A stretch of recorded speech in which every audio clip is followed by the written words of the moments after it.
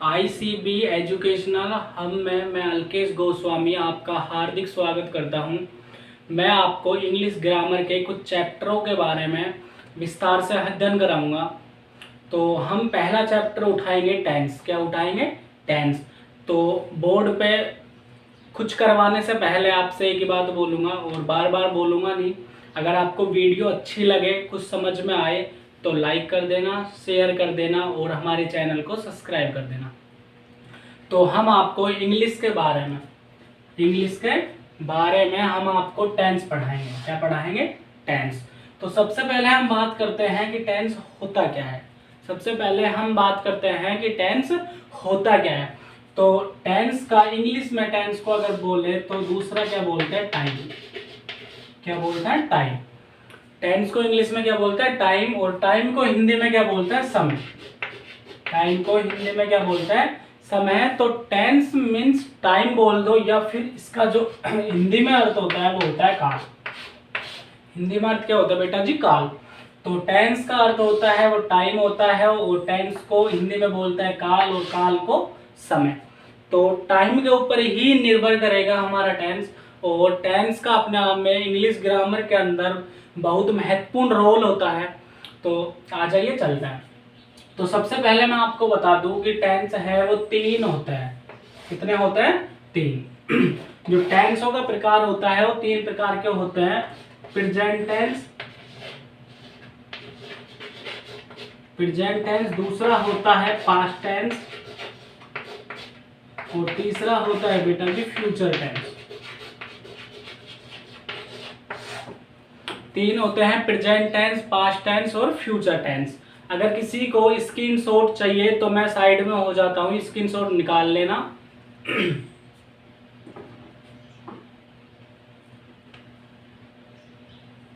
ठीक है, निकाल लिया होगा उम्मीद करता हूँ और समझ में भी आ रही होगी। आराम से लोड मत लेना, आराम से चलना।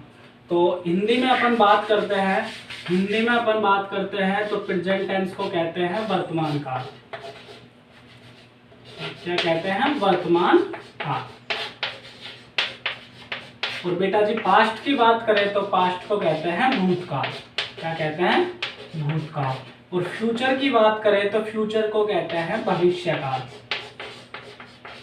क्या कहते हैं बेटा जी? भविष्यकाल।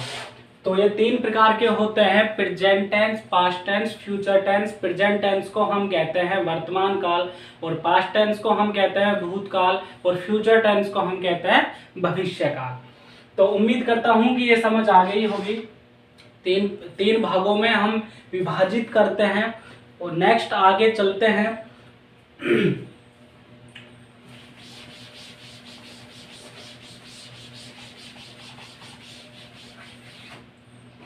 इन तीनों टेंसों के कितने भाग होते हैं? चार भाग। कितने होते हैं? चार भाग। तो ऐसे ही नाम लेके बता रहा हूँ एक बार। जैसे तीनों के पार्ट ऑफ जो लास्ट के पार्ट होते हैं वो चेंज होते हैं और सब सेम होता है। जैसे प्रेजेंट को मैं उठाऊंगा तो प्रेजेंट इंडेफिनेट टेंस होता है पहला। जो चार भाग होते हैं टेंसों के वो बता रहा हूँ। प्रेजेंट को हम लेके चलते हैं बेटा जी पहली ओर। तो प्रेजेंट को हम बोलते हैं प्रेजेंट इंडेफिनेट टेंस, दूसरा होता है प्रेजेंट कंटिन्यूअस टेंस और तीसरा होता है प्रेजेंट परफेक्ट टेंस और चौथा होता है बेटा जी प्रेजेंट परफेक्ट कंटिन्यूअस टेंस। इसी प्रकार पास्ट के भी यही चार भाग होते हैं। प्रेजेंट हट जाता है और वहां पे पास्ट जुड़ जाता है। तो पास्ट टेंस को हम बोलते हैं पास्ट इंडेफिनेट टेंस, दूसरा होता है पास्ट कंटिन्यूअस टेंस और तीसरा होता है पास्ट परफेक्ट टेंस और चौथा होता है बेटा जी पास्ट परफेक्ट कंटिन्यूअस टेंस। ऐसे ही इसी प्रकार हम फ्यूचर को भी लेंगे। तो फ्यूचर क्या होता है? फ्यूचर इंडेफिनेट टेंस, दूसरा होता है फ्यूचर कंटिन्यूअस टेंस, तीसरा होता है फ्यूचर परफेक्ट टेंस और चौथा होता है फ्यूचर परफेक्ट कंटिन्यूअस टेंस। तो ये चार भाग है। आपको चारों भागों को लिख लेना है। मैं लिखवा भी रहा हूँ। ठीक है, मैं प्रेजेंट के लिखवा रहा हूँ।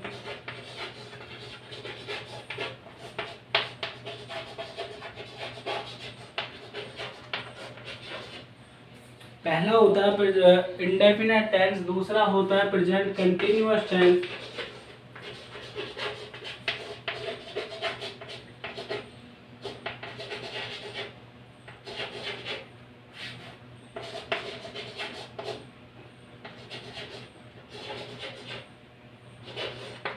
तीसरा होता है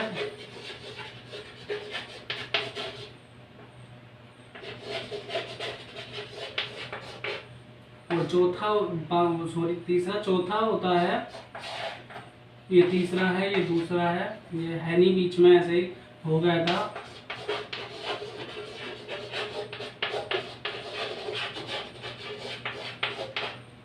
कंटिन्यूअस टेंस, ठीक है। तो ये 4 भागों में हम इनको इंगित करते हैं।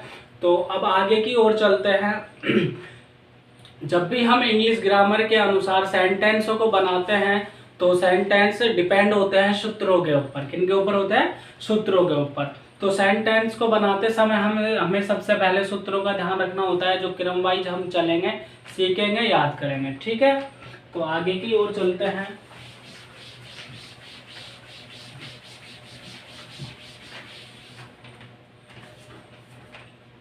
सबसे पहले मैं बात करूंगा प्रेजेंट इंडेफिनेट की। किसकी करूंगा? प्रेजेंट इंडेफिनेट की, ठीक है। शॉर्ट में लिख रहा हूँ पीआई, समझ गए होंगे। प्रेजेंट इंडेफिनेट की बात करूंगा तो प्रेजेंट इंडेफिनेट के अंदर हम सबसे पहले इसकी पहचान के बारे में बात करेंगे। किसके बारे में बात करेंगे बेटा? की पहचान के बारे में। सबसे पहले हम इसकी पहचान के बारे में बात करेंगे। तो मैं आपसे एक बात बोलूँ कि आपके घर वालों ने आपके नाम रखे हैं, वो आपकी किसको बताते हैं? पहचान को। किसको बताते हैं? पहचान को। जैसे नहीं तो ऐसा अगर आपका नाम नहीं होता तो आपको कोई नाम से ही नहीं बुलाता। तो इस वजह से जो पहचान होती है वो आपके नाम को, आपको खुद को इंगित कर रही है कि मेरा ये नाम है। तो प्रेजेंट इंडेफिनिट टेंस की भी पहचान है कि मुख्य क्रिया के अंत में, इसके मुख्य क्रिया के अंत में, और मुख्य क्रिया को इंग्लिश में बोलते हैं मेन वर्ब, और शॉर्ट में आप यूज भी ले सकते हो एम भी, ठीक है। तो मुख्य क्रिया के अंत में हमें क्या मिलेगा देखने को? ता है, ती है, तू है, ते है, ये शब्द हमको मिलेंगे।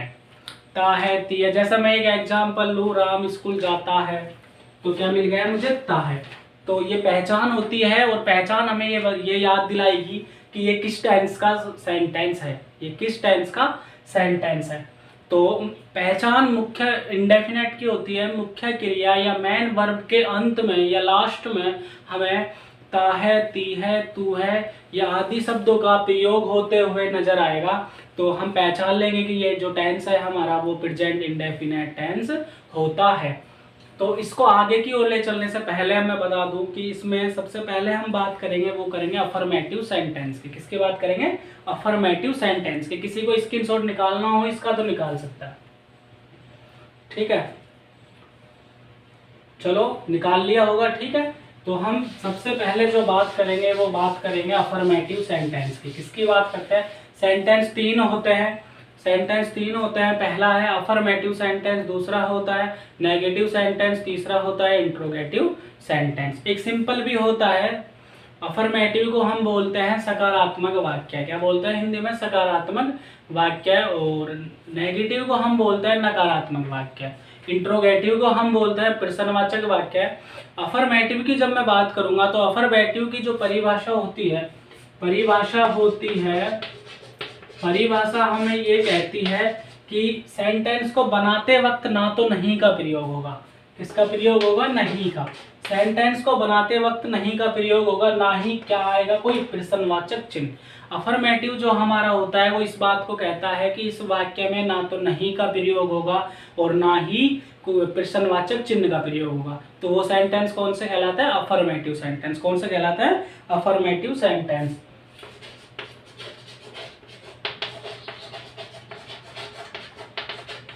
अफर्मेटिव सेंटेंस, अफर्मेटिव सेंटेंस, इसको हिंदी में बोलते हैं सकारात्मक वाक्य। तो जो अफर्मेटिव सेंटेंस में क्या होगा? सबसे पहले कि हमें इसका ध्यान रखना है कि वाक्य में नहीं का प्रयोग नहीं होगा और ना ही प्रश्नवाचक चिन्ह आएगा। तो वो जो वाक्य है वो प्रेजेंट इंडेफिनेट टेंस के अफर्मेटिव सेंटेंस का है। ये हमें इनकी जो पहचान और जो परिभाषा है वो याद दिलाएंगी। तो ये समझ आ गया होगा। उसके बाद हम इसके सूत्र की बात करेंगे। तो सूत्र होता है सब्जेक्ट प्लस वर्ब की फर्स्ट फॉर्म के साथ एस या ईएस प्लस ऑब्जेक्ट। सूत्र जो होता है वो होता है सब्जेक्ट प्लस वर्ब की फर्स्ट फॉर्म के साथ एस या ईएस, ठीक है, प्लस ऑब्जेक्ट। तो ये हमारा अफर्मेटिव का सूत्र होता है, स्क्रीनशॉट निकाल लो। ये हमारा अफर्मेटिव का सूत्र होता है और इसी के आधार पर हम इंग्लिश के अफर्मेटिव के वाक्यों को बनाने में अंजाम देंगे, ठीक है। स्क्रीनशॉट निकाल लिया होगा, मिटा दूं? ठीक है। अब मैं दोबारा सूत्र को ऊपर की तरफ लिख रहा हूं, अब ध्यान से देख लेना। सब्जेक्ट प्लस वर्ब की फर्स्ट फॉर्म के साथ हमें क्या करना है, एस या ईएस प्लस ऑब्जेक्ट। अब हमें वर्ब का पता ही होता है, सब्जेक्ट का हमें पता ही है कि सब्जेक्ट क्या होता है, कर्ता, ठीक है। और कर्ता किस काम को कर रहा है, वो क्या होता है, क्रिया, यानी कि किसी काम को करना क्या होता है, क्रिया, वर्ब, ठीक है। ऑब्जेक्ट जहां हम जिस काम को कर रहे हैं, जैसे मैं बोल रहा हूं कि राम स्कूल जाता है, राम क्या हुआ, मैं बोल रहा हूं राम स्कूल जाता है। अब सबसे पहले हमें ओनली देखना है कि हमारा क्या लिख रहा है, लास्ट में हमें ये पहचानना है कि टेंस कौन सा है, टेंस कौन सा है। टेंस तो इतने सारे होते हैं, लेकिन अब हमें पहचानेंगे कैसे इनको, तो हमें सबसे पहले क्या है, इसकी पहचान को देखना है। एक बार सेंटेंस को पढ़ के देखना है कि सेंटेंस हमारा क्या कहता है। तो सेंटेंस हमारा कह रहा है बेटा जी कि राम स्कूल जाता है। तो हमें सबसे पहले पहचान मिल गई, ता है। तो हमें ये पता लग गया कि ये किसका है, प्रेजेंट इंडेफिनेट का है, प्रेजेंट इंडेफिनेट का है। फिर हमें सेंटेंस को पहचानना है कि कैसा है, अफर्मेटिव है, नेगेटिव है या फिर इंट्रोगेटिव है। तो हमें नहीं का प्रयोग भी नहीं होता हुआ दिख रहा कहीं, ना ही कोई अंत में मैंने प्रश्नवाचक चिन्ह का प्रयोग किया है। तो अब पता लग गया होगा कि ये सेंटेंस कैसा है, अफर्मेटिव, कैसा है, अफर्मेटिव। तो अब हम इस सूत्र के हिसाब से बनाएंगे, ठीक है। बनाने से पहले ये ओनली समझा रहा हूँ, ठीक है। अब हमें ये पता लग गया, अब हम सब्जेक्ट का हमें पता लग गया, वर्ब का हमें पता लग गया, ऑब्जेक्ट का हमें पता लग गया। अब आएगा यहाँ एस या ईएस, एस या ईएस। तो एस या ईएस को, एस या ईएस को, एस या ईएस को हम जब इंगित करेंगे, एस या ईएस को जब हम इंगित करेंगे, एस या ईएस को जब हम इंगित करेंगे तो हमें कुछ रूलों के ध्यान रखना है। और ये सबसे पहले डिपेंड करेगी, जो ईएस होता है वो डिपेंड करता है थर्ड पर्सन सिंगुलर के साथ, इसके साथ थर्ड पर्सन सिंगुलर सब्जेक्ट के साथ, थर्ड पर्सन सिंगुलर सब्जेक्ट के साथ हम किसका प्रयोग करेंगे, ईएस का। और फर्स्ट पर्सन सिंगुलर सब्जेक्ट के साथ, फर्स्ट पर्सन सिंगुलर सब्जेक्ट के साथ हम किसका करेंगे, एस का। स्क्रीनशॉट निकाल लो यहां तक, फिर मैं डाल रहा हूं, मैं निकाल लिया होगा।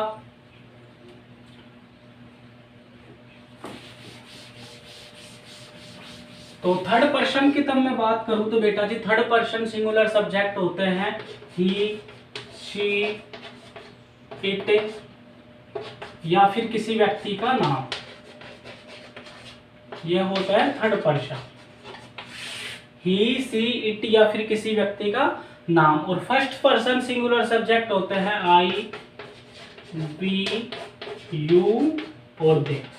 एक शर्त तो हमारी ये है कि हम इनके साथ एस या ईएस का प्रयोग करेंगे, लेकिन शर्त क्या है कि थर्ड पर्सन सिंगुलर सब्जेक्ट जब होता है, ही, सी, इट, नेम जब हमारे सब्जेक्ट्स में होंगे तो हम किसका प्रयोग करेंगे, ईएस का।